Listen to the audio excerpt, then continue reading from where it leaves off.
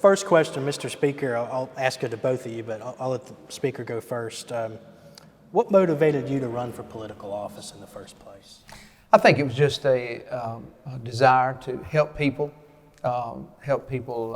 as far as the quality of life and making the state a better place for people to work and to raise families, educate their children. My whole life has been centered around public service from the standpoint of my law enforcement career and being a lay pastor. And I've always had a strong desire just to serve people. I get a real sense of joy out of doing something good for others. Mr. Leader, what about you? Well, for me, been a short career for me thus far, a very exciting career. What motivated me is going on a free field trip to the beach as a sophomore in college, not realizing that would prompt my interest in politics long term. I was a student Alabama Education Association. I got involved in that as a sophomore in college. My major was education. And so I ended up becoming vice president of the state and then became state president. And then going into graduate school, I was elected chairman of the National Education Association. So I had to leave college and move to Washington, D.C., where I became a champion for college affordability. And so I worked closely with, at the time, Senator Ted Kennedy and George Miller was a House Education Chairman in the Bush administration on the College Cost and Reduction Act. And it was personal to me. I had $58,000 in student loan debt. And so I was advocating on behalf of all of the students that were majoring in education across the country as their national leader. And so seeing the impact that legislation had when President Bush signed into law really sparked my interest in really seeing how policy can be transformative. And so then I went in the classroom for 3 years. I taught at a public magnet school in Huntsville, ASFL, Title I school at University Place at the time, now Sonny Herford. And then I taught 4th and 5th grade on an Indian reservation. And so I felt that I was making a difference as a young teacher in front of these elementary kids, and they looked up to me. And so, but I felt as a policymaker, I would have a greater impact. And so that's kind of what sparked my interest in running for office. That's great. Mr. Leader, I'll ask this one to you first. Tell us about a time you had to work across the aisle or maybe recruited unlikely allies to get something done for your constituents. Well, you know, they say politics are a very strange business, but you know, most of the things that I work on is really across the aisle. You know, being in a minority, sometimes you really don't feel like you're in a minority because there's mutual interest. There are very little times that there's very wide differences in the interests of both sides of the aisle. We do have issues base issues that we both care about, but for the most part, all of the economic development bills, the 21st Century Manufacturing TIF, it's an unlikely tool that, where Democrats have used in the past to champion recruiting industry. And so that was something where both sides of the aisle came together, and our delegation in North Alabama, tasked me with carrying that piece of legislation and really threw me into understanding the process of having to go and ask every person for their support and their help on the bill. And so, that's one of the things that I'm most proud of, and it really helped me understand the process because they threw me out there and I just had to figure it out, but it worked out and they had my back, and so they coached me through it. And so, that's kind of have been for the most part, that's kind of how I've operated. There have been issues where I had to take a stance on, where there's wide divide on the issue. But for the most part, most of the things I've worked on has been more in a bipartisan manner. It's difficult when you have all these different interests within your caucus and trying to get them to move in the same direction on certain things. But for the most part, a lot of the economic development and growth activity in the state, we're all on the same page. Well, to the Leader Daniels' point, there's really very few issues that divide us. When you look at the House of Representatives and its membership, when it comes to economic growth, when it comes to providing jobs for the people that we represent in our respective districts, when it comes to infrastructure in the state, and you begin to realize that the things we're working on is common to all the representatives, and they're beneficial for the state of Alabama. It's just very few things that we run up on that truly, really divide us. And so I think because of that, when we have leadership in place that is willing to respect each other and respect our different ideas and the way we approach different issues and the way we feel about different types of job enhancement, or whether it be education for kids, we're all focused on the bigger objective and the bigger goal in that. There just may be some little side issues that we have to get cleared up along the way. But as long as we do not lose our focus on what we're really trying to accomplish, it's so many things that bring us together, and we can work across the aisle and show respect for each other. One of the things that I work very hard at in a leadership position, and likewise the leadership in our house, is to realize that we're not dictators in what we do. We operate in a democracy, and therefore we work very hard to make sure that everybody has a voice and we be fair. And as long as we can keep those things in perspective, then it helps us accomplish a lot more. I'll kind of leave this to either one of you or both. Obviously, besides being the speaker and minority leader, y'all are also pretty close geographically as far as your district goes in the same county delegation. Have there been any specific projects or just initiatives, maybe not even legislation, just things like Space Command, projects like that y'all have worked on? And really, obviously, you have Representative Hall up there from the Democratic side too. Just maybe a local example of bipartisan work. Well, I think, the 21st century TIF is a tool that Huntsville and Madison County take advantage of, so that's one particular issue. I think that when you're dealing with the microbreweries, it was a very tough issue, but in North Alabama, this is something that the speaker, when he was rules chairman, worked a lot on in making certain that the breweries were taken care of and had an opportunity to provide for their constituents in their area, and making sure they're turning around these communities. And so there are a lot of issues where we worked on like that. The cybersecurity school is a big one. We know that this is something that I think Senator Orr has been working on for years, and so now we are able to get that accomplished and made that a priority, not just a chamber, but our local delegation. And so I've never seen our delegation be separated on an issue. There's one issue that, in particular, the appointed school board issue. I think is the only issue where it was very interesting. But I think at the end of the day, 90% of us agree on that. But sometimes politics and horse trading comes into play, and you have to, a member call in a chip, you have to do what you need to do and to move on. But I think really for the most part, I mean, all of the issues that we deal with locally, we don't address those issues unless everybody agrees. Anything you want to add to that one? Well, I think that's very, very true. And there it goes back to my point earlier about the fact that, and I'm taking off my speaker's hat now and putting on my state representative hat in our Madison County delegation. When we look at the bigger issues such as jobs and the economy, well, we're all working together to make sure that we do whatever is needed to promote that effort. When it comes to education, we may differ on maybe an appointment of a board versus an elected on a board, but at the end of the day, we're trying to all find the best solution to provide a good education for our kids. And so our delegation is willing to talk to each other. They're not afraid to share their opinions, which is something else that I think it's very helpful.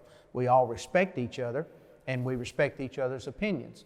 And then through the sitting down at the table, we usually come up with an agreement, and we are unified in trying to promote the big picture, if you will, or the goal of what we're trying to accomplish. Speaking of unified, from the pandemic to social justice, many Americans have certainly been on edge in the last year, and Alabama is no exception. It's a tense time in our nation's history, yet I think most people agree that we're stronger together. What does a unified Alabama look like to you? And I'll go with the speaker first and then the leader afterwards. Well, as far as a unified Alabama is, I think it's a place where that people have a sense of respect for each other, and they're willing to be. They're willing to listen to the needs of others, and not just look in their own backyard, but look outward to the way people are raised, the environment they were raised in, the issues that you face as individuals. And it takes that for you to be able to bring unity in a community, in a state, in a nation. We have to have a sense of respect for each other, and we have to respect each other from the standpoint of willing to listen and see where people are coming from, and look at the needs that they have, their past history. And I know that through this past year, it's been a very difficult time. We've had a lot of different movements in our country, which I think in some ways has been part of Alabama. We haven't separated ourselves from some of those issues. We have some race issues that we're dealing with. You've had the monuments issues all across our state, the Confederate issue. But yet it takes people sitting down and listening and letting people voice their concerns, and so that you can, and being able to listen to those concerns. It's one thing for us to sit at the table and talk, and you turn a deaf ear to someone that may be speaking to you. But if you're willing to sit down and listen to somebody and try to understand why they're feeling the way they are, it goes a long way in trying to bring unity together and working together for solutions. I think working together, we can find solutions to the problems that we have. But we have to be willing to respect each other, listen to each other, and then be willing to be honest and open. What does a unified Alabama look like to you? Well, first I'd like to really point out, all of the unrest that have gone on. It's amazing how a situation that has been nationalized from across the country that have really forced us to sit down and really reevaluate things.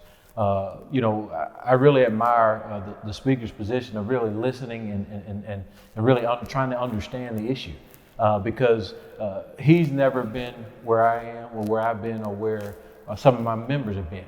But for the mere fact for him to sit down and listen, but keep his commitment to addressing these issues. You don't have to be very vocal about sometimes, being vocal about an issue, but having a commitment to want to, we could do better, and we're going to do better. And you have my commitment to that, for that. And so, but the follow through is important. And we've seen evidence of that even where bills that have passed early in the session when we talk about the Alabama Jobs Act, and the things that have been integrated into that act to ensure that we are embracing our diversity and inclusion. And so those are commitments that were made that we're following through on right now. And because, a lot of times race has been a very difficult subject to address on both sides. I didn't grow up in the 60s or 70s, right? And so I am what Representative Hall called a mature millennial. I'm born in the 80s. But for me, I didn't see the things that my grandparents saw. And so I've had to be educated myself and sit down and understand the issue. Sometimes when we look at, because we've not been exposed to that, but really understanding where we've been, and that for me and my generation, we don't want to go back to where we've been. And so the mere fact that we're moving on these things right now, and we're serious about that, that makes me feel good. It makes me feel good about Alabama today and in the future. And so, you can only take a person at their word. And right now, I'm seeing that those words and going to action. And so that's what a unified Alabama looks like, is understanding our past, acknowledging our past, but charting a path forward that's going to be good for all Alabamians. There was. Could I interject something? There was it's been a few years ago. It was within the first year of me being Speaker of the House, there was a news reporter that was talking to me about the numbers of the majority and the minority. And the question was asked to me, how many black members are a part of the House of Representatives, and how significant is that number? And my response to the reporter that asked the question was, I said, I don't look at a member in our House as black and white and their race.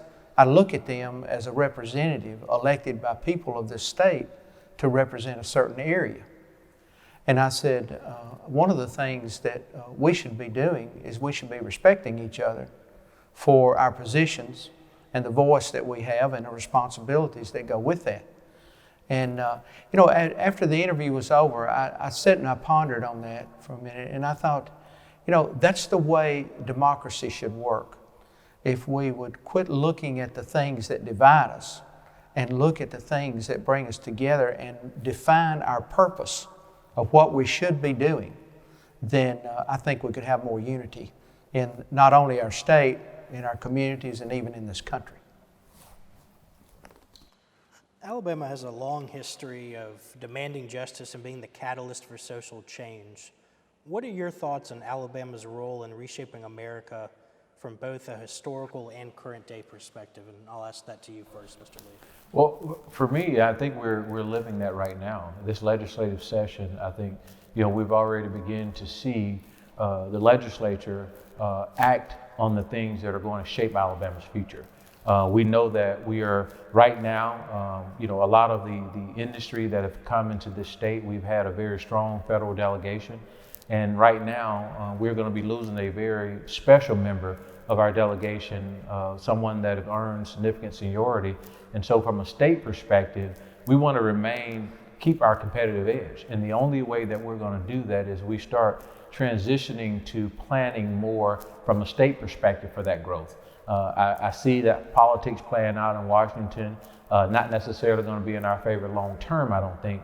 But so as a state, we want to make certain that we're doing the things that we need to do to remain competitive even beyond the tenure of this very special U.S. Senator that will be retired in a couple of years. We've really had good representation on the federal level, which has helped our state and moved us forward, especially when it comes to economic growth and jobs and recruitment of industry in our state.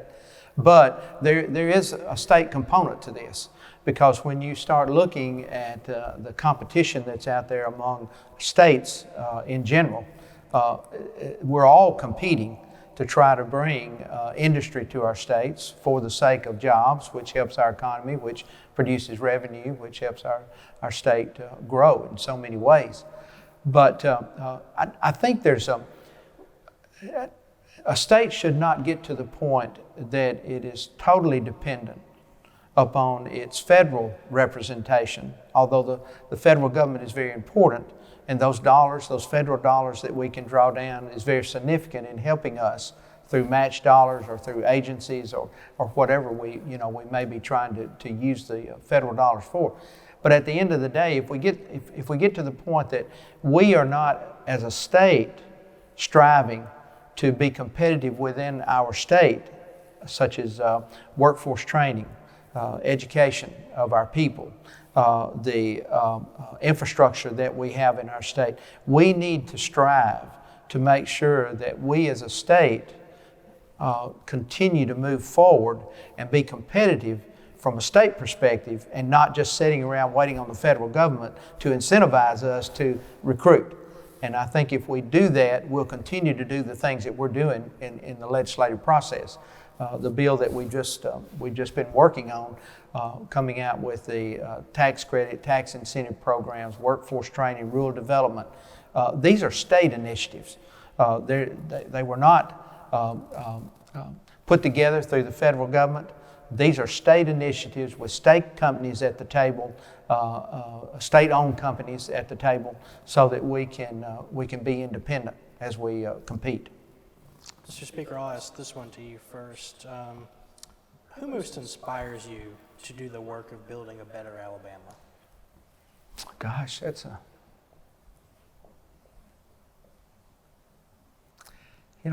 a great question.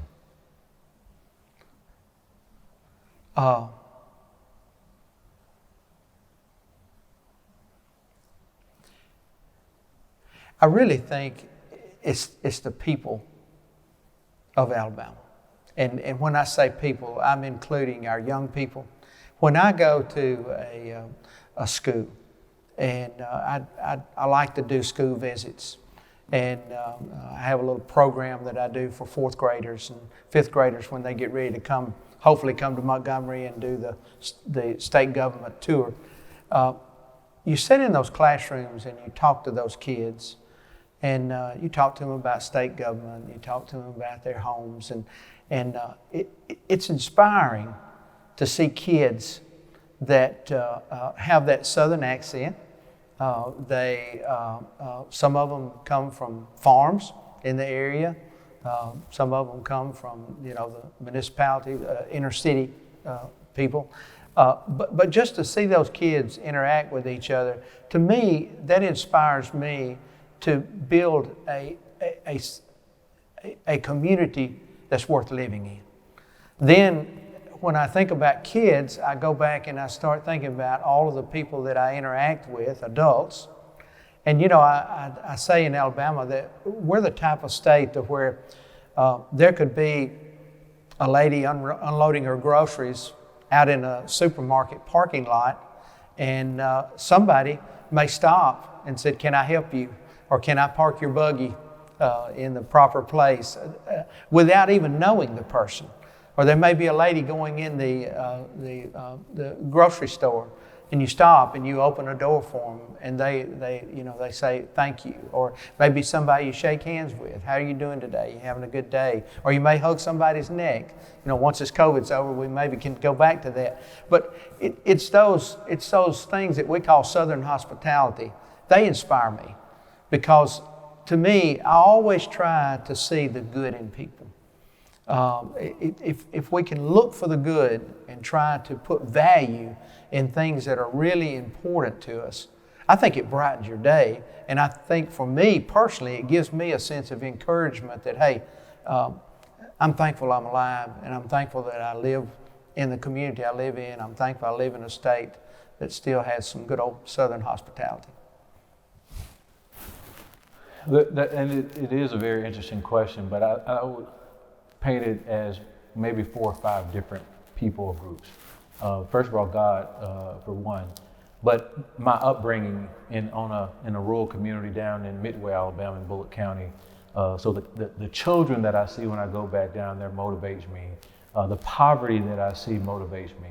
The kids in Huntsville, the Huntsville area, and kids all around the state that are, whether in poverty or whether in a middle class, upper middle class household, they kind of motivates me. The members of the body, the hard work and understanding the differences and the different situations that exist within their districts, right? Every district is not equal, right? And so, understanding issues that are going, so the members motivate me. And there's one person in the state of Alabama that really motivates me and really makes me sometimes think that I'm an underachiever, Brian Stevenson, and the incredible work that he's done, and really just sitting down talking to people like that's in this community in this state that you never even knew was in this state until you met them. But people like that have a passion for or ministry for helping people and trying to right some wrongs. And so those are the things that motivates me. And of course, I can't forget my wife and my family. They motivates me each and every day. The support that's being provided and the sacrifices that she's making. Mr. Leader, I'll ask this one to you first. What makes you proud to be an Alabamian? Well, what makes me proud to be an Alabamian is really, I've been to different places. I've been to Albuquerque, New Mexico. I've been to Washington, D.C. But as the speaker described earlier, it's the hospitality of the people that I meet. You can ride, I can go to a small town just driving, and really every person you pass by waving at you, and you're, some folks that may not be from here look at it like, oh my God, is everything okay? But it's the hospitality that people have in the South, and really the willingness to help. If you're south of the road, I don't think a person really cares what color you are, what your income level, where you come from. If they see you hurting or struggling, they take the time to really help. And so, those things that make me proud to be Alabamian. And the other thing is that we are acknowledging that everything about us hasn't been great. But at the same time, we're trying to make certain that we are doing things in the appropriate way moving forward. And I think this has been going on for some years. But historically, when you read about the things, you only get a snapshot of what happened over history. But right now, for us to not allow ourselves to allow history to repeat itself, but move in a direction despite the noise that may be in our ear from people that may not want to see that change, but the mere fact that we're grabbing the bull by the horn and we're moving forward. And so that's what makes me proud to be an Alabamian, and that, you know, the people that you not really understanding that some people just didn't know, right? Many of us had our blinders on. But right now, you know, just be honest with you, I feel real good about where we're headed and where we're going, and the mere fact that we're laying aside the differences and not allowing politics to get in the way of progress. And so that's kind of why I'm proud to be an Alabamian. What makes you proud to be an Alabamian, Mr. Speaker? Well, of course, many of the things that I alluded to earlier about just the people and Southern hospitality, but Alabama is a very diverse state.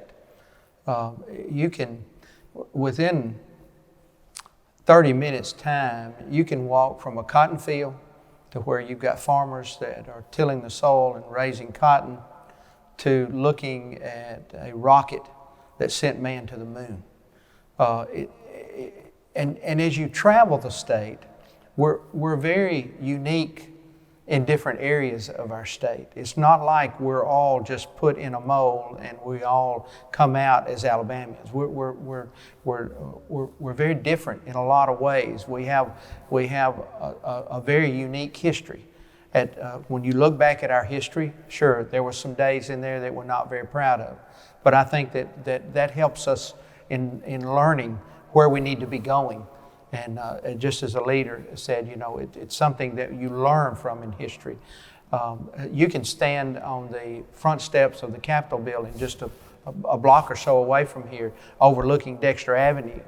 And I told some young people one time, I had them out there doing a tour, and there's a spot there on the Capitol steps to where Jefferson Davis was sworn in as the President of the Confederacy.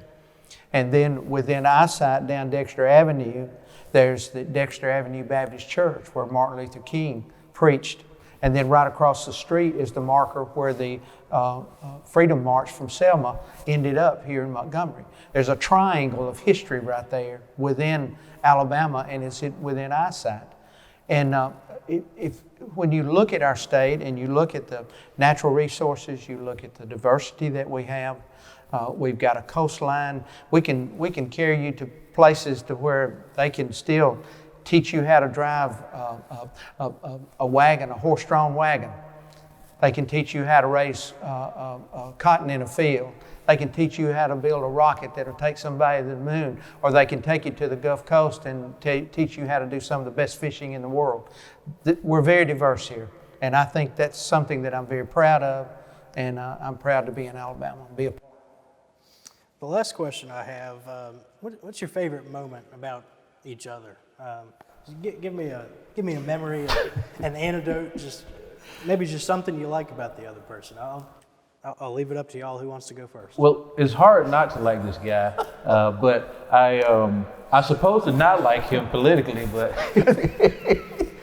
I would tell you, it's very interesting that when you get caught up in the political stuff, you know, you have to do what you have to do because you're playing for a different team, you know, and so. But at the end of the day, after it's all over, you're playing for the same team once you're elected representatives. And so sometimes these newer members, they come into it and really think that the the campaign season goes into the chamber, but it doesn't, right? And so, but, you know, just really getting to know the speaker over the course of the last few years since I've been serving, he's been, you know, nothing but good to me, offering me any type of help or assistance, even as a freshman, trying to find my way, didn't know where the restrooms were, you know, just trying to find some guidance. And so it wasn't, he didn't look at me and say, you know, let the Democrats go with the Democrats. So I just, you know, appreciate him. I really like his wife a whole lot more than I like. But I would tell you that it's, you know, a lot of times, I describe politics as like professional wrestling. I didn't know it until I met Alvin Holmes that it really wasn't real. And so bless his soul, he was a great man. But, really understanding the process and really not literally taking everything so serious, but getting a chance to get to know folks has been a tremendous part of my political career, my short political career thus far. But really, there's not a member in the chamber that wouldn't take the shirt off their back. Well, there may be a couple, but the speaker, I would tell you that we're number one, we're delegation members, and we have the same interests in North Alabama. All things North Alabama, we're there. But more importantly, I've never been, although he's probably been mad at me a few times and scratched his head like, that guy don't listen sometimes. But he still treats me the same every time I see him, so he never changes. I can be hard-headed sometimes, but That's great. Mr. Speaker, how about you? Well, I have a lot of respect for Leader Daniels. He's a very smart guy and very articulate, as you can tell in this interview. I love to hear him talk. But the fact that we are representing two different political ideologies, and from a political party of Democrat to a political party of Republican, should at times put us at odds with each other. But honestly, I never feel at odds with him. And I think one of the things is that we are in the same delegation. So as we said earlier, our interests are very similar. And our objectives are very similar because we're all trying to accomplish the same thing because we're representing the same people in the same area. But at the end of the day, there are differences that come along, and I respect his leadership position just as he respects mine. I think about Tip O'Neill in Congress and Ronald Reagan. You had two different political parties being represented there of two men that was in leadership, but yet they put their personal differences aside to work for the common good of the people. And I think that's what we're trying to do, and that's what I feel from him in his leadership role as well as mine. We're trying to do the best we can for the state of Alabama. And I can remember there's been some times, especially in your younger days when you were just becoming leader of the caucus, he would come in the office and he'd go, "Phew, I'm going to tell you now. I'm just going to tell you. I just don't know if I can be with you on this." And of course, my response to him was, I said, I understand. I understand. And honestly, I think one time I even told you, I said, if you was on my side, I'd probably feel something was wrong with you.